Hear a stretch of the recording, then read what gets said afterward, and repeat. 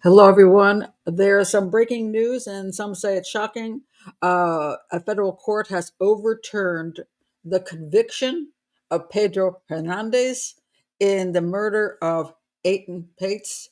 And people are like, "What the heck?" It took two trials to get him convicted. The first trial went on for 3 months, and I think it was like 3 weeks before they even came to a point where 11 jurors found him guilty, and the 12th juror held out and said, "No, I find him not guilty," and it was a hung jury.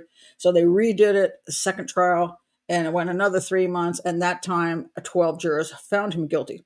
But get this. This is what happened right now. It says this is from the New York Post. The former bodega clerk found guilty of the infamous 1979 disappearance and murder of little Etan Patz should be given a new trial or set free, a federal appeals court ordered Monday in a shocking ruling.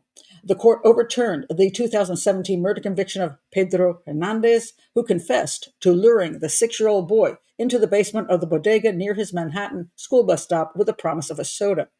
Hernandez, now 64, had argued in his appeal that jury instructions during his high profile Manhattan trial were improper and prejudiced the outcome. And the federal court agreed with that, and they've overturned it.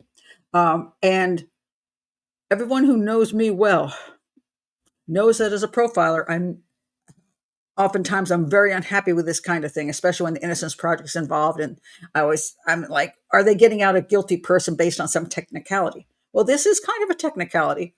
And you had two jury trials, and only one guy out of 24 thought this guy was not guilty. And I would have voted not guilty as well. So I am very pleased with this overturning of his conviction. Now, you're going to wonder why I think that.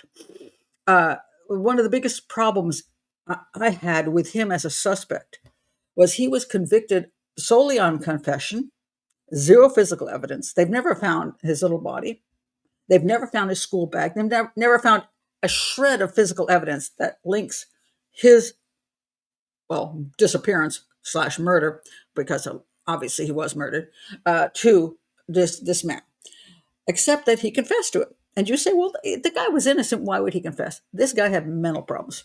I don't know if he suffered from schizophrenia, but a bunch of mental problems. And supposedly, so he had a couple of times when he said this, one time at a church meeting, "Oh, I did a bad thing. I hurt a boy." And he repeated it a number of times. And that's, if I were a detective on this case, would I bring this guy in and want to find out what's going on? Sure, I would. They did bring him in, and they interrogated him for over 6 hours, and they didn't videotape the first 6 hours, and then they videotaped his confession. And so you got to wonder what happened during those 6 hours, which I think was unethical attack, because you can lead somebody into what you want them to say, especially a person who has issues, has mental issues, and we don't know if he's fantasizing, we don't know if he's what's going on in his brain, and he did confess in court as well. So you say, well, but Pat, he confessed in court. Yes, he did. But here is where I have the problem. And I will show you I have a video I did 2 years ago. Is the right man in prison for the crime? And so if you really want to understand why I'm saying what I'm saying, you want to go to that, watch the whole thing, or if you're really in a rush to just hear about the confession part, you can go to minute 40 and skip the first part, just so you can hear why I think his confession makes zero sense. So what he's saying doesn't hold water, and it's shocking to me that he got convicted on a confession that doesn't make sense. And so go check that out. But there were three suspects that in this crime. The first one I mentioned here you'll see Jose Ramos. Jose Ramos was a very popular suspect because he did know this child. And he was in the neighborhood. He was creepy as heck, and he was a child sex predator. He was a great suspect. What happened? I'm not going to get into it all here. You can watch my video on it, and I do get into the details. In other words, they didn't come up with enough to link him to the crime. But there was another suspect, and he was a man who lived between his home and the bus stop that he never got to or disappeared from, whichever way you want to look at it. And the man was right in the center. It was like only a couple blocks. He was right in the center. He was a carpenter from Jamaica. And he had given him $1 the day before he disappeared. And I've never been able to find out what the heck that dollar was for. No, he's a little kid. Did you sweep out something? Or why did he give him this child $1? And he then the next day wanted to take that dollar and go get a soda. And then he passed directly by the same man's location. And it would be very easy for that man to say, hey, Etan, come here. I'll give you another dollar. Whatever.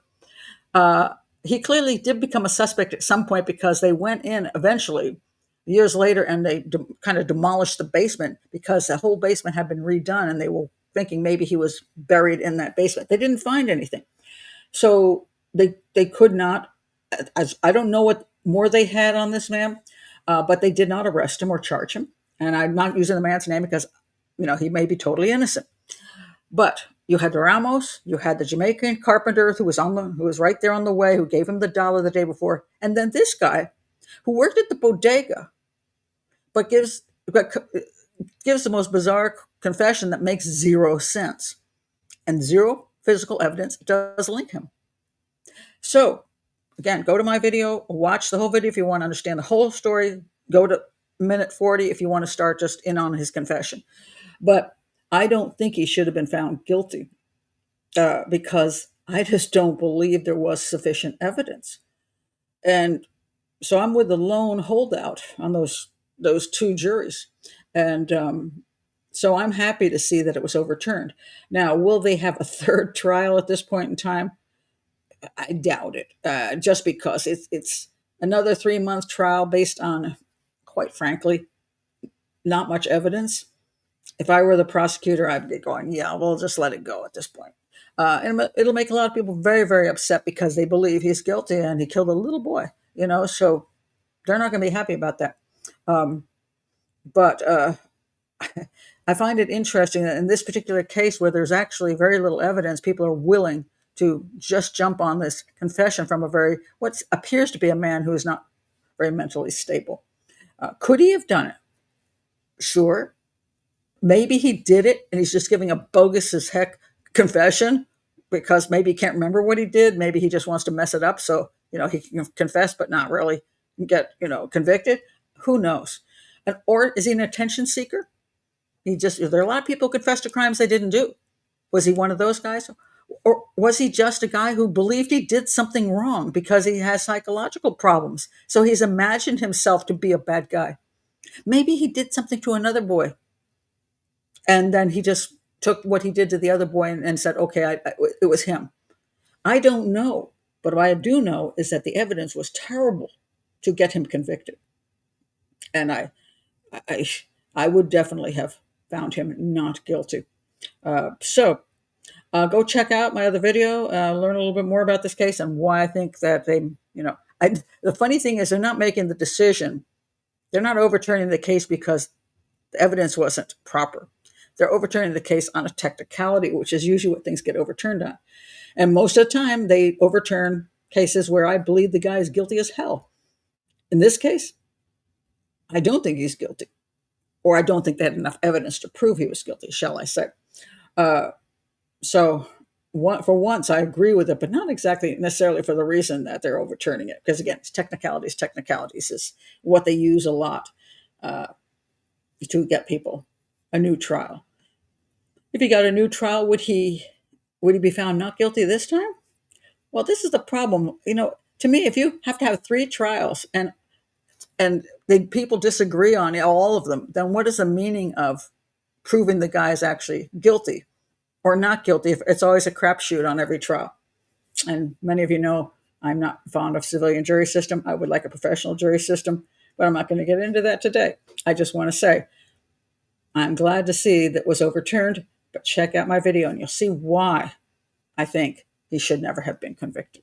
Thank you for being here, and if you're new to the channel, please like and subscribe, and see you.